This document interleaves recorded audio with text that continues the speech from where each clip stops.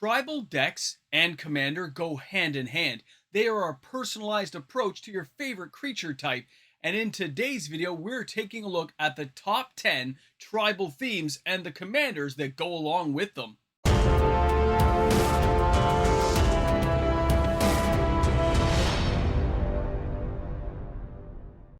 The longer you play Magic the Gathering, the more likely you are to have a personal favorite.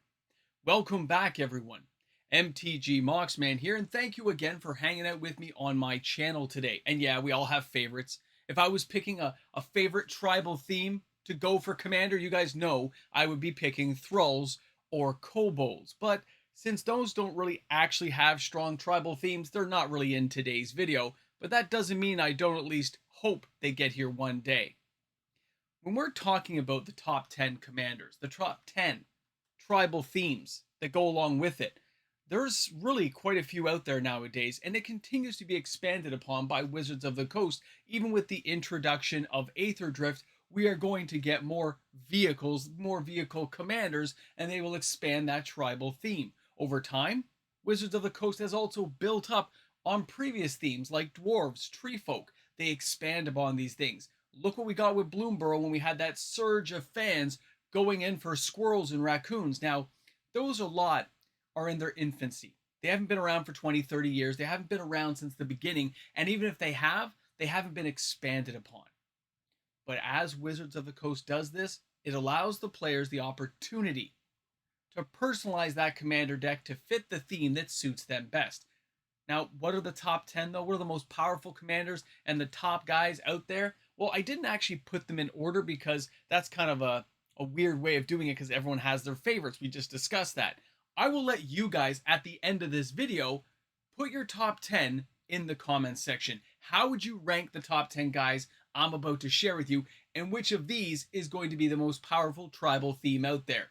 Let's take a look at this first card. Now, I'm not doing tons of drop screens today. I just want to share some of these with you. So, Giada the Font of Hope. So here we have angels as a tribal theme, and Giada, of course, is one of the most powerful commanders you can get for angels because of its ability to tap to get angels into play, to ramp up. Now, the great thing I like about this card is the low casting cost. It's fairly new as a commander, and players have got to remember the commanders don't have to be powerful unto themselves. They have to do something that allows the rest of your deck to ramp up, to do whatever it is going to do. And ignoring a low casting cost legendary creature, well, it's going to cost you at some point. Now, angels as a theme are pretty powerful, but they're probably not the most powerful to some other players out there who have more experience playing with different commanders. So let's take a look at our next commander, and let's take a look at humans. Here is Kenrith, and of course the Returned King. I chose Theoden because I love that artwork. I think it looks just epic.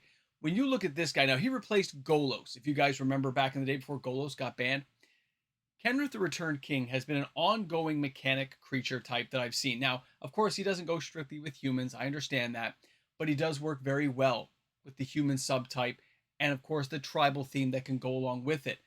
This guy out here can bat you right in the eye. He can hit you, knock you down, and do crazy things because of the multitude of effects that this card offers. So as a commander, he already is very powerful. But allowing himself to synergize with other creature types like Darius and all the king guys and all the crazy guys that offer protections, as well as pumping things up, you can see where humans can become very irksome very quickly. So this is one of those cards, again, love the artwork, but don't underestimate humans as a subtype. They are one of the most powerful commander groups out there, and Theoden's kind of a standing ovation kind of card. Love that guy. Now, when we take a look at our next one, the Dragon, okay, as the best commander that you're going to find for dragons right now. Now, Minimox, my son, he loved the idea of putting Tiamat in, but ultimately he chose the Dragon for what it could do. Now, dragons as a commander and as the Dragon being the best commander choice for your starting commander deck that's going to use dragons. We have Dragonstorm Tarkir coming up. You can see my video on that. It's going to be crazy to think how many new dragons we could get, but it may not be as many as people think either. When we look at what dragons offer, it is brute power and strength. But that was at the beginning when dragons first came out. Now dragons can subtly, easily get mana ramped out into something entirely different. With all the introduction of the ancient dragons, the low casting cost quick dragons, and the mid range dragons to beat down a person in commander, they are nothing you should ever ignore because none of them are really small. They just get big, bigger, and biggest. They hit hard, they hit fast, and they are one of the most played commander types I've seen that players enjoy playing against. It's not like you hate seeing when a dragon deck comes out because you know what you're playing against. You know what to expect. It is a tribal theme based on dragons coming to get you. Now, is it the most powerful type? Well, you guys will rank that in today's video, but I have to admit, I love dragons. I love playing Minimox's deck, and I love facing off against it with my Throw Bowl deck or my Angel deck to see how it can hold its own. I've won some and I've lost some, and when I lose big. Dragons are likely going to see a big uptick in created commander decks this year because of Tarkir Dragonstorm. But that doesn't mean that it's the most powerful commander deck out there, but it is one of the most powerful tribal themes currently available to Magic the Gathering players. Now, when we're taking a look at our next one, this is the Murfolk. These guys are brutal. They are tough. And you know what? They were one of the first tribal decks I ever played against as a teenager. With just Lords of Atlantis and Sunken Seas, these guys could overrun you faster than any white weenie deck if given the right draw. When you added some Howling Minds in back in the day, they were brutal. I have faced off against several Murfolk decks over my time, and I know they are one of the most powerful tribal themes out there, and Adrix can just mess you up because of the replicating ability, low casting cost, ward ability, not the easiest to target, continuous pain in the you-know-what, and they become a threat more often than not. They have to be dealt with. That's why we know they're a powerful theme. We know players like to play them, and there are some people who are so addicted to playing with Murfolk that it's the only deck they like to play. Everything else, sure, they have some, but they want to play those Murfolk. In this coming year, we probably noticed it a bit in Foundations. They've introduced in Standard seeing new tribal decks that, of course, are very old. We saw, Goblins appearing. We see Angels appearing as a standard format possibility because that Foundations is going to be around for a year. To me, that almost seems like an introduction to building your first commander decks, but you're doing it in Standard before you broaden out and play a true commander game. Guys, it's amazing to see, but are they the best? Are they the ones that are going to rank the highest? I can't wait to read the comment sections. Now, for our next one, let's not forget here, Zombies. This was, I think, the second or third commander deck I ever played against with my Angel commander deck. I never won a game.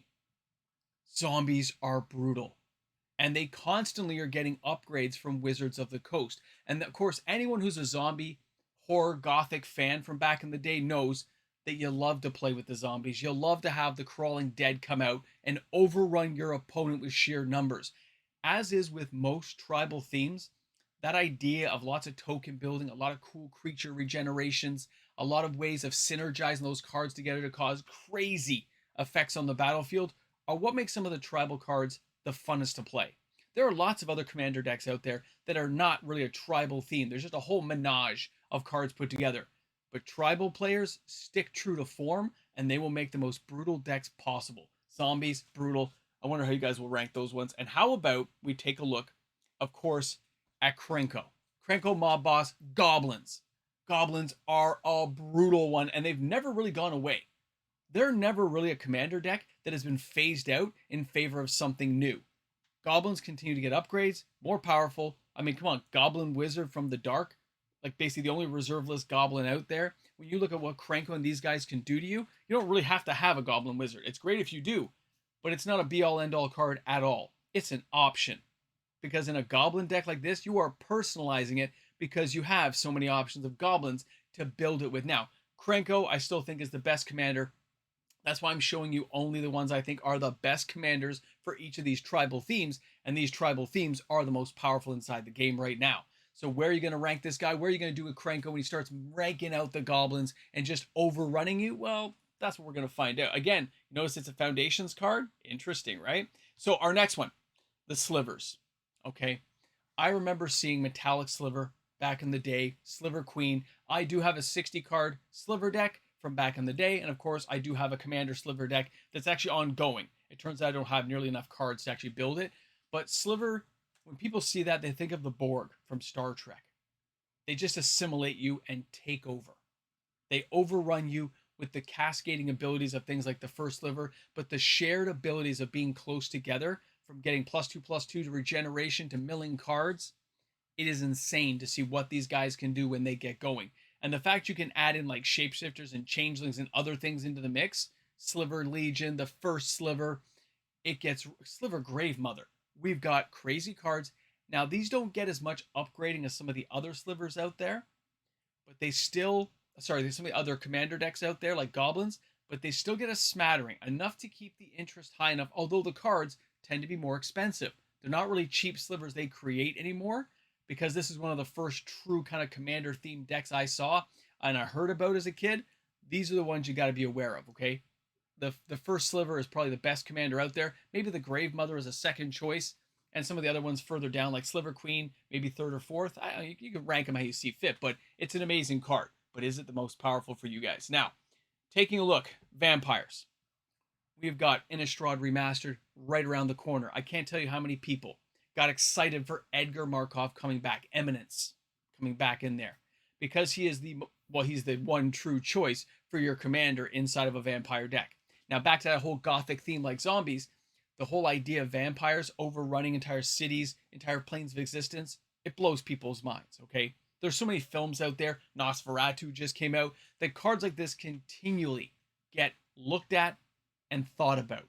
And once in a while, Wizards gives you new vampires to play with, enough to, again, just like the slivers, to keep the interest high enough. Edgar coming back is a really big deal. It's still going to be an expensive card, but it revitalizes that interest in those commander groups that play with vampires. Keep this one in mind, guys. An amazing card. And this is definitely the most powerful commander for vampires. Now, when we're taking a look at the next one, we got to go to the Eldrazi. These are the world-shaking, world-ending creatures of the blind eternities. Kozilek the Great Distortion is the best choice for your commander. Now, the reason for that is right there in the writing. When you cast a spell, if you have fewer than 7 cards in your hand, draw cards equal to the difference. That means if I had 0 cards, I'm drawing 7. If I have 4 cards, I'm drawing 3. But the point is, every time you cast it. So when it comes back in from your command zone, if you can find a way to get this guy back over and over again, regardless of the mana cost involved, you're going to keep drawing cards. You're going to ramp up your mana draw. You're going to get more things going quicker than your opponents. And let's face it, 10 seems like an insurmountable cost, but in a proper Eldrazi build, it is not going to slow you down at all. There are so many ways of ramping out Eldrazi. It's really just going to be like a moment. Want to see what I can do? Want to see a magic trick? And then it's going to get you, okay? But we have one more to share with you guys. What's the last one I put in the group for tribal themes? Take a look at this one. We have got to go and take a look at the elves. Again, early adopters, Llanowar elves, the whole bit. Llanowar elders, all those crazy early elves led to more and more things like Rhys the Redeemed. And then we got to crazy stuff like this. Remember Dominaria 2018? Look at Marwin the Nurturer. #1 commander choice for sure. When another elf enters the battlefield under your control, put a +1/+1 counter on Marwin. Okay, so you play an elf out, she gets a +1. Not a big deal, right? Except for her second ability. Add an amount of green equal to her power. So the more elves you lay out, the more mana she taps for. The more mana she can tap for, the more she can do to people. Again, one of those weak-looking commanders you don't think much of when you see it. But anyone who's played against elves realizes this is evil incarnate. Seeing that thing go off. It has happened to me so many times where I ignored it to my detriment. And later on I learned that has to be dealt with the second I see it each and every time. And it's not as if elves aren't a threat on their own. They don't have to have a commander out. They have so many ways of doing brutal things to you inside their own deck constructed idea without a commander. Now, before we end things off, I want to remind you guys, it's very subjective to tell you what the top 10 commanders are going to be, but these would be my picks. For those tribal groups in that tribal classification, these are the best commanders I think there are. Now, which ones are the top 10? What order would you put those tribal themes in? I'll look forward to seeing your guys' comments there. You let me know what order you would put them in.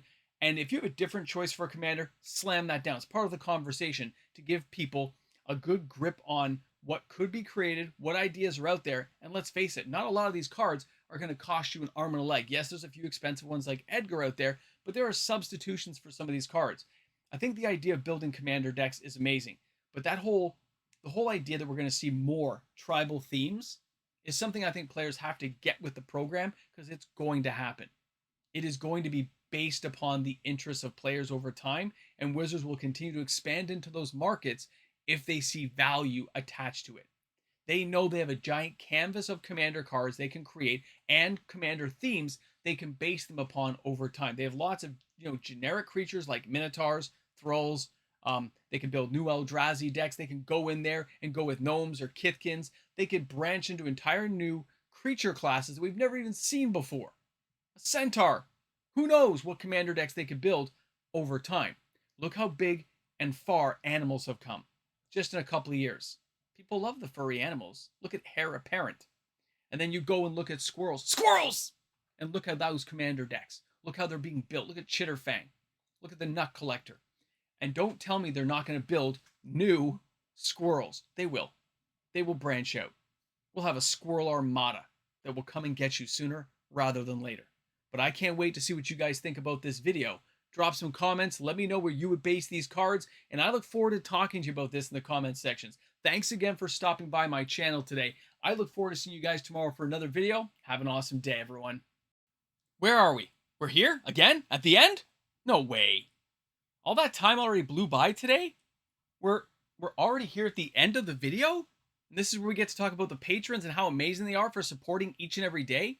The YouTube membership members? Guys, did you know without these people supporting, we wouldn't have a channel? So thanks again, everyone, and I'll see you tomorrow with another video. I really will.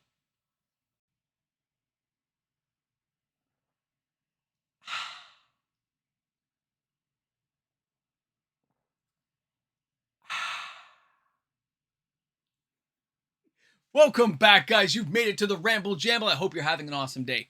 Hope your new year is starting out bright and awesome, just like mine is.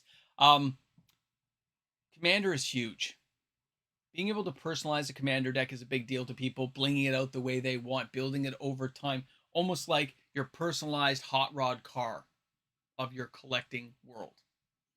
The idea we're going to see more of these tribal themes branch out over time really shouldn't come as a surprise to anyone. It just makes good sense, fiscal sense for Wizards of the Coast to do this and to actually kind of do it in sections. One, being built up slowly, adding a few Minotaurs here or there, didgeridoo. Going ahead and adding maybe a new landfall card here or there. Look at Youthon Glaciers. And then, of course, totally non-reserve list cards as well. Building new cards into the format, replacing others, allowing for these decks to be more harmonized to ultimate perfection. It's crazy to think about, but it's true. It's true. So when we look at this going forward, your favorite theme may not be well represented yet, but the idea that it would never be represented seems pretty short, right? That'd be short-sighted of you. Wizards of the Coast loves when they have enough people enjoying a theme that they get around to using it. When we see all the animals break out, all these rabbits and raccoons and stuff, that's to branch into new tribal themes. That's to bring it to the next level for a whole bunch of new players coming in. Okay? So either way, we can take this conversation on for another 20 minutes. I know you guys have a lot to do today. I know you liked hanging out here, though, too. So don't worry. We'll be back tomorrow. We'll do more stuff. Right now, I got to go make homemade French fries. Mini Mox has been just jonesing for some French fries. And I said, yeah. We watched Sonic 3. Now I've got to make French fries. I don't know whose day off it is, but it's definitely not mine. Guys, have a great one.